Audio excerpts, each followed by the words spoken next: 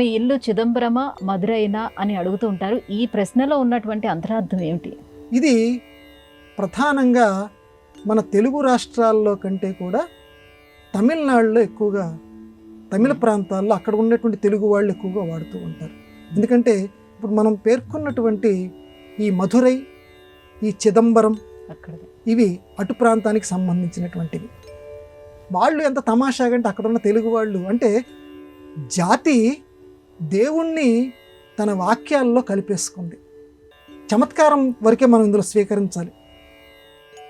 ఒక ఆయన తమిళంలో దేశంలో ఉంటున్నటువంటి ఒక ఆయన ఇంకొక బంధువు ఇంటికి వచ్చాడు తమిళ దేశంలోనే. వచ్చిన తర్వాత వచ్చినటువంటి ఆయన చూసి ఆ యజమాని, ఆ ఇంటి యజమాని, ఏమే కాఫీ తీసుకురా అన్నాడు. కాఫీయా, పాలు లేవు, ఇప్పుడు పాకెట్లు లేవు, తర్వాత చూద్దాంలే అన్నట్లుగా ఆయనకి మాత్రం వినపడేట్లుగా చెప్పింది. అప్పుడు ఆ వచ్చినటువంటి ఆయన తమాషాగా అన్నాడు, మీ ఇల్లు మధురై. ఏమిట్రా మా ఇల్లు మధురయ్యా, ఎందుకు ఇలా అన్నావు అన్నాడు.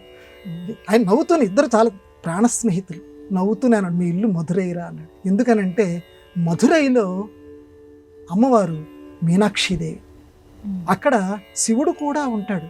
కానీ మధురైలో మీనాక్షీదేవికి ఎక్కువ ప్రభావం ఉంది. ముందు ఆవిడకి ఎక్కువ బాగా సేవలు చేస్తారు, ఆవిడదే అక్కడ బాగా అధికారం. కాబట్టి మీ ఇల్లు మధురయ్య అంటే మీ ఇంట్లో అధికారం ఆవిడిది, నీది కాదు సుమా అని చెప్పినట్లుగా మీ ఇల్లు మధురయ్య అని చెప్పి ఆయన చమత్కారంగా అన్నాడు. అలాగే చిదంబరం, మరి అదే శివుడు, అదే పార్వతి.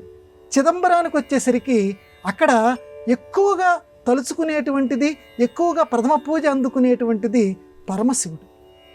అమ్మవారు కూడా ఉంటుంది అక్కడ, కానీ అమ్మవారిది చాలా తక్కువ పాత్ర. కాబట్టి చిదంబరంలో శివుడిది ఎక్కువ పాత్ర. అంటే కొన్ని ఇళ్లల్లో చిదంబరం ఉంటుంది, అంటే కొన్ని ఇళ్లల్లో మగవాడి యొక్క ఆధిక్యం ఎక్కువగా ఉంటే ఆ ఇల్లేమో చిదంబరం.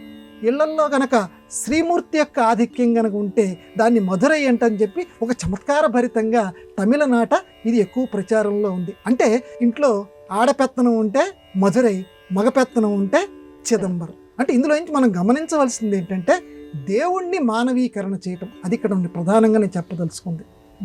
అంటే మన నిత్య వ్యవహారాల్లో, నిత్య సంభాషణల్లో కూడా దేవుడికి సంబంధించినటువంటి పుణ్యక్షేత్రాలని కూడా తీసుకొచ్చి తద్వారా పుణ్యాన్ని సముపార్జించుకోవటం, ఇది ఈ యొక్క చమత్కారంలో మనం నేర్చుకోవాల్సింది.